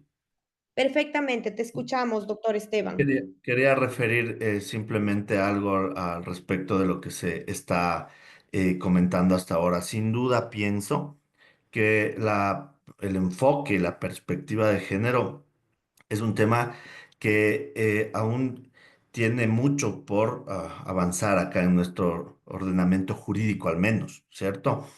Pero también quisiera referirme un poco a la evolución o de esfuerzos desde todos los espacios para que esa política o esa perspectiva y esa visión de género se implemente en la Administración de Justicia. Por ejemplo, en el caso del Código Orgánico Integral Penal, uno de los tipos penales que se implementó después de un hecho bastante conocido en donde a una chica le asesinaron sus propios amigos después de salir de una reunión, es que eso dio pie para que se instaure, por ejemplo, el femicidio como tipo penal. O sea, se tipificó a partir del caso de Karina del Pozo, en donde si nosotros leemos el tipo penal y interpretamos el tenor literal de la norma, vamos a colegir que efectivamente ya ahí empieza a existir un enfoque de género en un tipo penal, es decir, quien causa la muerte de una mujer por el solo hecho de serlo, ¿sí? Como un acto de discriminación por el género. La ley de violencia para prevenir y erradicar la violencia en contra de las mujeres es una ley que si es que nosotros miramos cómo está concebida y la forma de aplicación, realmente es una ley que permite que las mujeres víctimas de violencia puedan ir a denunciar un hecho y que no necesiten de prueba alguna que sustente su historia para, por ejemplo, se les otorgue medidas de protección, que son medidas de protección no sancionadoras, no son restrictivas de derecho ni tampoco constituyen un prejuzgamiento. Entonces, al respecto, quería también un poco abordar el tema de la evolución de la perspectiva de género en nuestro ordenamiento jurídico con estos pequeños ejemplos, ¿sí? Que ya se aplican en nuestra normativa, pero que sin duda, lo que decía Jocelyn, es importante que se entienda de manera plena. Perdón, no te estamos escuchando. Doctor Esteban Calderón. ¿Sí? Ahí. Ahí, perfecto. Perdón. Sí, decía yo que estoy de acuerdo con el tema de que es importante entender la definición clara de la perspectiva y la visión de género para que vaya evolucionando aún más y pueda ser aplicada de manera asertiva. Siempre digo yo, la violencia no distingue género. Finalmente, no distingue género. Si bien es cierto, existe una mayor cantidad en tema estadístico de discriminación en contra de las mujeres por su razón de serlo. Así, se han hecho esfuerzos para que no existan esas desigualdades al momento de decidir dentro de un proceso judicial en donde intervenga un hombre, una mujer, sin distinción de género alguno. Esto es lo que quería aportar en este punto que estaba charlando, Jocelyn. Te agradezco mucho. Si bien es cierto, a ver, dos cosas que quiero hablar. Me parece muy interesante lo que has traído a colación sobre la tipificación del delito de femicidio como una respuesta de política criminal que me parece que se dio en el año 2014 con el caso de Karina del Pozo, como me comentas, y me parece interesante hablar de este avance histórico que hemos tenido a través del reconocimiento de la violencia de género en el Código Penal también y en la Ley de Violencia para prevenir y erradicar la violencia contra la mujer. En este aspecto, también me voy a referir un poquito a eso un poco más adelante. Respecto al hecho de que la violencia no me acuerdo la palabra, la violencia no distingue género, es cierto que podemos hablar de otros tipos de violencia y si vamos a victimología, vamos a hablar de diferentes tipos de víctimas, como son las víctimas en el cometimiento de delitos. Sin embargo, la importancia del reconocimiento del género nace exactamente, la doctora Mayra Soria lo ha puesto ahora en el chat. Dice, no es una forma de invisibilizar contra las, exactamente, es una forma de invisibilizar la importancia que nosotros estamos tratando de dar a la violencia de género por el hecho de ser mujer. Y es eso lo que nos ha traído aquí y este gran trabajo, como decíamos, llevamos 3 siglos de trabajo en la espalda y esta es la tercera ola feminista en donde nosotros seguimos intentando reivindicar y primero, y es increíble cuando yo decía somos un poco medias tintas, seguimos intentando visibilizar primero el tema de la violencia de género. Si quiere, doctora Janet, le doy la palabra. Gracias, Jocelyn, Janet, nada más. Sí me gustaría hacer hincapié en justo este análisis de lo que va de la atención del discurso normativo a lo analítico y lo que pasa en las sentencias.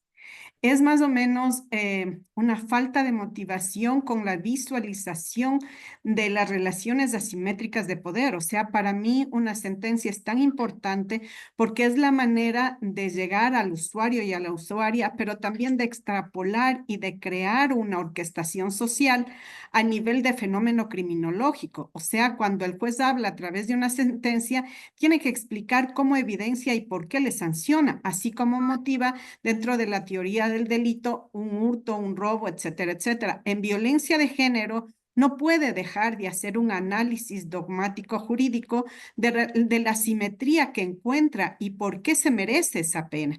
Porque si no, yo considero que la sentencia estaría totalmente inmotivada. O sea, una sentencia con visión de género tiene que hablar de estas asimetrías. O sea, en la relación que produjo la conducta penalmente relevante, tiene que hacerse ese análisis.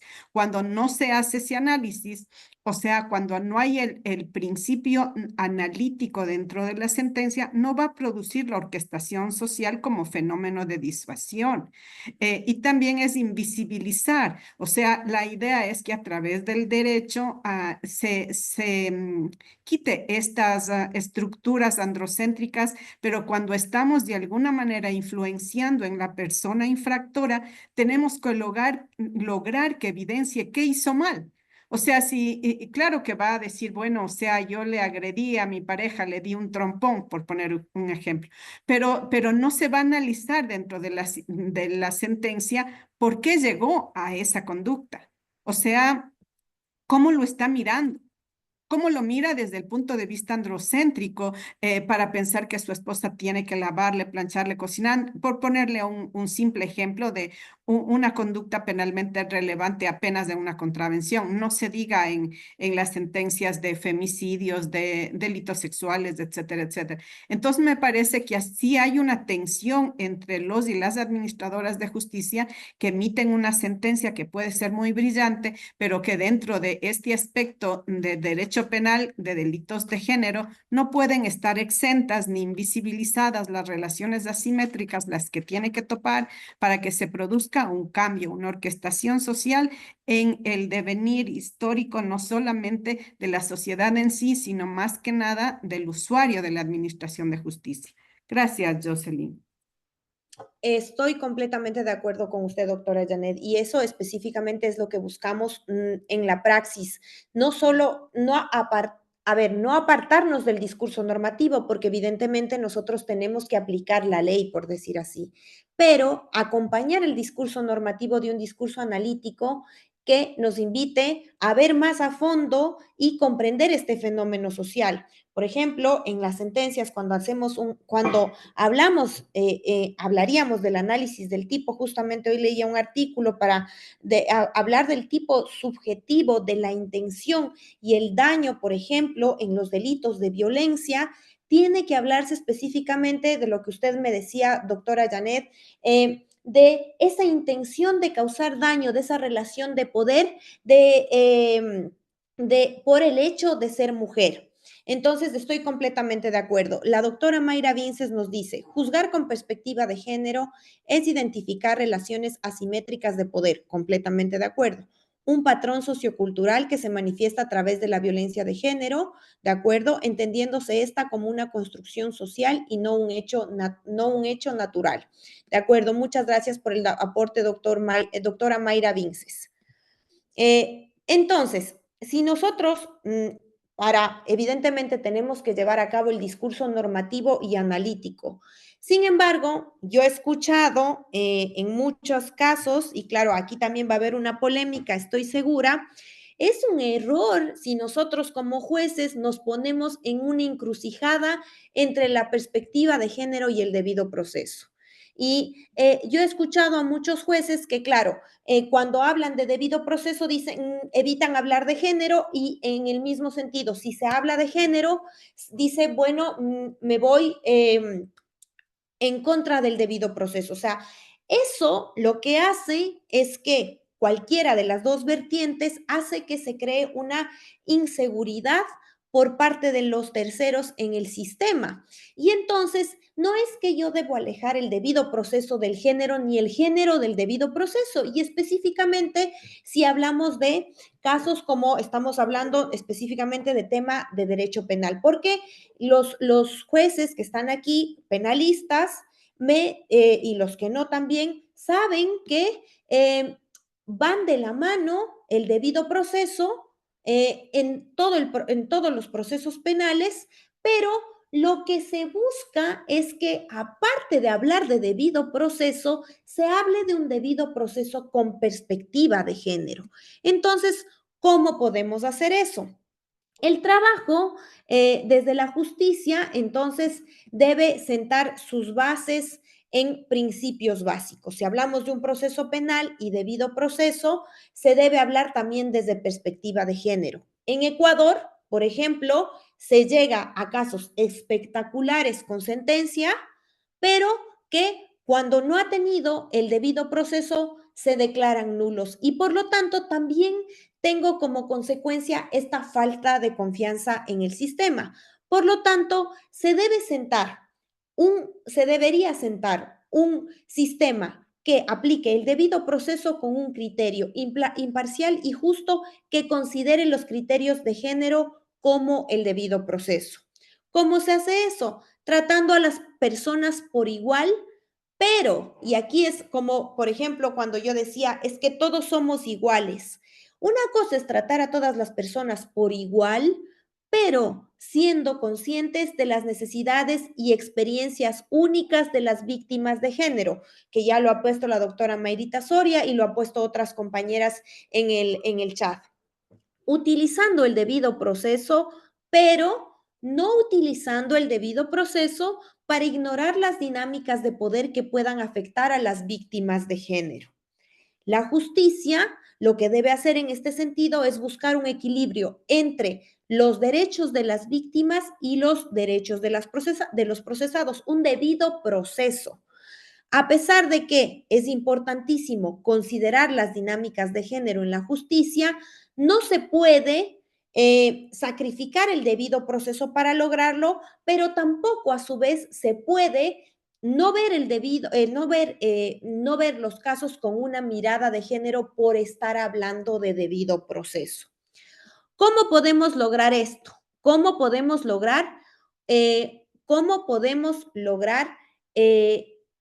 una justicia o un criterio imparcial con perspectiva de género? ¿Cómo podemos lograr esa concatenación entre género y debido proceso? ¿Qué se les ocurre a ustedes? Y es muy fácil, desde lo más básico. ¿Cómo podemos lograr esto? No sé si alguien tiene la mano levantada. Sí, yo tenía Buenas levantada la noches. mano. Vamos, ¿sí? Está bien, primero, Yulisa, está bien. Hola, Yulisa. Doctora Yulisa, cuénteme. Buenas noches con todos, doctora Jocelyn. Bueno, considero primero que debemos partir del hecho de que la perspectiva de género es un enfoque que nosotros como administradores de justicia nos ayuda, entre otras cosas, aparte de saber las relaciones que se dan entre hombres y mujeres y que cuando se dan estas relaciones asimétricas de poder desemboca en violencia. También nos ayuda a identificar las necesidades específicas que tiene cada persona para tratarlas de una manera igual dentro de un proceso, porque, por ejemplo, no es lo mismo hablemos de una manera general, que dentro de un proceso esté de víctima una mujer, por ejemplo, que vive en la ciudad, en donde tiene acceso a muchas cosas, al internet, servicios básicos y otras cosas, que una mujer, por ejemplo, indígena o una mujer que vive en el campo, en donde no tiene acceso a muchos servicios básicos, a conectividad, y desde allí pues ya ella empieza en situación de desigualdad, de desventaja. Entonces, eso nos ayuda a comprender la perspectiva de género. También, por ejemplo, a identificar las situaciones de condición migratoria, de condición económica, de condiciones de discapacidad, porque claro, la perspectiva de género nos ayuda justamente a lograr la igualdad real que deben tener todas las personas dentro de un proceso penal. Entonces, considero que se debe entender de esa forma la perspectiva de género para de allí aplicar las normas del debido proceso dentro de los expedientes judiciales y no vulnerar así los derechos de las personas, porque claro, una cosa es la igualdad formal, que todos somos iguales ante la ley, pero no es así, o sea, ya en la realidad no es así porque cada uno de nosotros tenemos nuestras propias necesidades. Y la perspectiva de género justamente nos ayuda a identificar estas necesidades para aplicar de una manera correcta el derecho y el debido proceso en los expedientes judiciales. Ese es mi aporte. Muchas gracias, doctora Yulisa, completamente de acuerdo. Hemos hablado de igualdad formal y hemos dicho también que igualdad formal entre comillas porque no es una igualdad real. Estoy completamente de acuerdo con usted en cuanto a la perspectiva de género y enfoque, que hay que ver las necesidades específicas de las víctimas, como por ejemplo la conciliación migratoria, y a partir de ahí plantearnos una igualdad real. Pero eso evidentemente nace del conocimiento.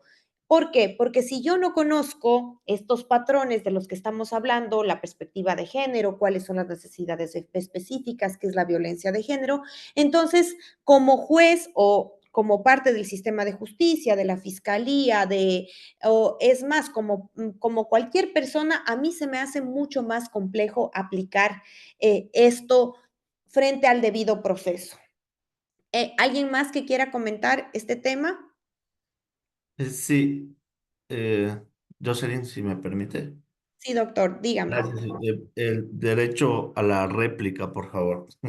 De lo que había comentado inicialmente, sí es importante decir a dónde estaba enfocado mi análisis, ¿no? Justamente inicié diciendo, ha habido evolución, pero aún falta mucho. Y lo vuelvo a decir, la violencia no distingue género, es el real problema. Es decir, de manera general se juzga hechos de violencia de manera general. Es decir, como hablaba una compañera anteriormente, es decir, tomando como punto de partida la igualdad material. Es decir, todos somos iguales ante la ley, entonces tengo que juzgar con igualdad. Sin embargo, justamente decía, esa es la brecha que aún falta por recorrer. Distinguir cuando la violencia o cuando un proceso deba ser analizado con perspectiva y con visión de género.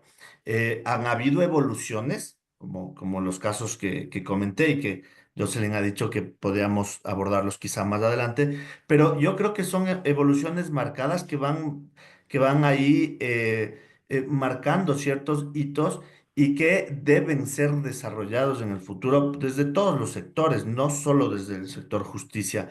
Y como decía un compañero en el chat, no utilizar esto de la violencia de género como una fórmula retórica simplemente, sino que finalmente sí sea aplicada en todas las instancias judiciales, en todas las materias incluso, ¿sí? Y poder entender de manera técnica de qué se trata la perspectiva de género y la visión de género, y no ser analizada de manera general como la igualdad material simplemente, sino distinguir aquella violencia de género con esa visión y perspectiva. Nada más quería aclarar aquello, estimada Jocelyn y compañeros. Listo. ¿La réplica era para mí o para la doctora Mayrita? Si no, le doy la palabra a la doctora Mayrita para que haga la contrarréplica. No, simplemente lo que comentábamos. Y Ya, además que es perfecto. interesante el debate, perfecto, pero quería aclarar a dónde iba mi reflexión, justamente como administrador de justicia. Gracias. De acuerdo, doctor Esteban Calderón, muchas gracias, te agradezco por este tema. En cuanto a lo que dijo la doctora Yulisa Salinas, es importante entonces, a ver, si yo hablo, y es cierto que nosotros ya hemos logrado tener un reconocimiento, como dice el doctor Esteban, sin embargo, todavía tenemos un camino por recorrer. ¿Cómo nosotros podemos lograr esta perspectiva de género? Y la doctora Yulisa nos ha dado las respuestas que perfectamente tenemos nosotros pendientes y son las que nosotros vamos a traer a colación aquí. ¿Cómo logramos esta perspectiva de género? Primero, necesario el conocimiento de la perspectiva de género, conocer los conceptos como miembros de la Administración de Justicia. Segundo, la generación de protocolos de atención a víctimas de violencias de género, incluso en el mismo sistema judicial. Aquí yo no sé si alguien me da una pista de si, por ejemplo, una jueza que es víctima de violencia de género tiene un protocolo judicial, porque nosotros también somos parte del sistema, ¿no? Y que a veces nos olvidamos que como somos jueces o como somos parte de la fiscalía, nosotros solo tenemos que impartir justicia, pero también nosotros somos parte del sistema. Entonces aquí si alguien me da una pista, podemos ahí saber si existen, de lo que yo sabía, no hay un protocolo de atención a víctimas de violencia de género. Por ejemplo, voy a poner en la Corte Provincial de, no sé, cualquiera de las provincias del país. ¿Existe este protocolo de atención a víctimas de violencia de género? Si no, no lo sé, ya me lo van a contar ustedes. ¿Cómo más podemos hablar de esta perspectiva de género? Incorporar, lo que dijo la doctora Janeda al inicio, la perspectiva de género en la legislación. ¿Cómo más? Con la participación de mujeres y personas con identidades de género no tradicionales en el sistema judicial. Y también garantizar una igualdad real de oportunidades. Y como también como ha dicho la doctora Yulisa, con el reconocimiento y el abordaje de las desigualdades en el sistema. Ahora, es muy complejo. Por ejemplo, nosotros, si hablamos del debido proceso y género, tenemos que velar porque se cumpla el debido proceso con la perspectiva de género. Sin embargo, nosotros en Ecuador tenemos un sistema diferente, pero es un poco complejo porque imaginemos nosotros un sistema de justicia penal como el español, en donde el juez de instrucción es el mismo que lleva a cabo la investigación previa. Entonces, si bien es cierto, resulta complejo, y por eso yo hablo de esta disputa de la que se habla mucho, resulta complejo hablar de, evidentemente, tenemos que hablar de debido proceso y perspectiva de género, porque no podemos salirnos de esta línea si vamos a hablar de procesos penales. Ahora, en este momento, ustedes me contarán si existen estos protocolos de atención a víctimas en casos de violencia de género para las mismas juezas. Me cuentan eso y nos despedimos y nos vemos la próxima clase, si les parece. ¿Alguien me...? Doctora Jocelyn, o Sí, sea, doctora Yulisa. protocolos en caso de que las juezas seamos víctimas de violencia de género, específicamente como administradoras de justicia, no Así hay. es. Lo que hay son los protocolos emitidos por el Consejo de la Judicatura para las víctimas de violencia en general, Así que es. es lo que, en base a lo que nos desenvolvemos los jueces dentro de las unidades de violencia, oficinas técnicas, desde el momento en que se recepta la denuncia, cómo debe intervenir el equipo técnico y todo lo demás. Pero en relación a la pregunta que usted indica, o sea, no he sabido, al menos yo, que exista. Así es. Bueno, de lo que yo sabía hasta hace un tiempo que estuve en Ecuador, no existen, por ejemplo, cómo puede ser que el mismo sistema de justicia no tenga un protocolo, y esto es una crítica que ya un poco se va de mis manos, que los sistemas en Ecuador, no solo el sistema de justicia, la fiscalía, también las universidades, también empresas, no tengan protocolos propios de atención a víctimas de violencia de género, porque se predica desde la propia casa. Entonces, en este sentido, es interesante hablar de cómo se puede lograr cómo podemos lograr de hablar de derecho con perspectiva de género, y no solo desde la aplicación de la justicia, sino también poniéndonos a nosotros en un sistema igualitario o en un sistema en donde nosotros podamos tener acceso o mejor acceso a la justicia. No sé qué opinan ustedes sobre esto y con eso nos despedimos. Yo quería decir nada más, doctora Espinosa, que en el caso de la Fiscalía General existe no sé si decir protocolos, pero sí hay un procedimiento para el tema del acoso laboral, que es lo que está implementado actualmente. Y existe esta política justamente de denuncia de los hechos a través de estos organismos que son, por ejemplo, en el caso de la Fiscalía, a través de la Dirección de Talento Humano, ya sea de la general o de la provincial, en donde ahí se activa el protocolo y que posteriormente también incluso se incorpora con el tema del Ministerio, me parece que de Relaciones Laborales también, donde se puede procesar. La policía también conozco porque un día capacité sobre estos temas, entonces también la Policía Nacional sí tiene. Que no se socialice es otra cosa, pero de lo que conozco, al menos en estas dos instituciones que puedo dar fe, sí existe. El de la policía, yo hablaba del sistema de justicia, el de la policía también lo conozco porque también se ha dado charlas y todo eso. El de la policía también conozco, y también porque también la policía se habla de muchísimos casos, como usted sabe, doctora Merita, de violencia de género. Entonces, es evidente que ellos se han visto obligados, por decir así, por el sistema a implementar sus propios protocolos. Entonces, en este sentido, muchas gracias por su aporte. Muy interesante esto de la fiscalía en cuanto al acoso laboral. Estas políticas de denuncia son importantísimas. ¿Por qué? Porque así yo puedo acercarme un poco también a un sistema de justicia. Listo, entonces, Gracias por su participación, muchas gracias por estar aquí. Espero que, no sé, si tienen alguna duda, comentario, sugerencia, temas que les gustaría tratar.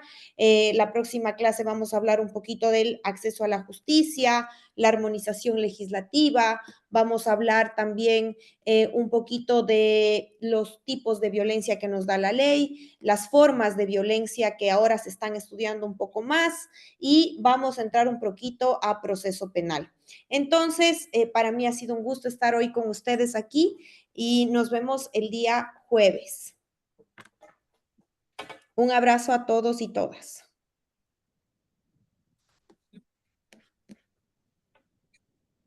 Muchas gracias, buenas noches. Gracias. Muchas gracias, doctora. Una pregunta, por favor. Tal vez nos podría enviar las láminas. Sí, claro, las diapositivas, me dice, yo le envío. Exacto, sí. Yo les envío a través de los organizadores. Muy amable, gracias. Gracias, doctora. Hasta luego. Hasta luego. Una papa. ¿Qué fue?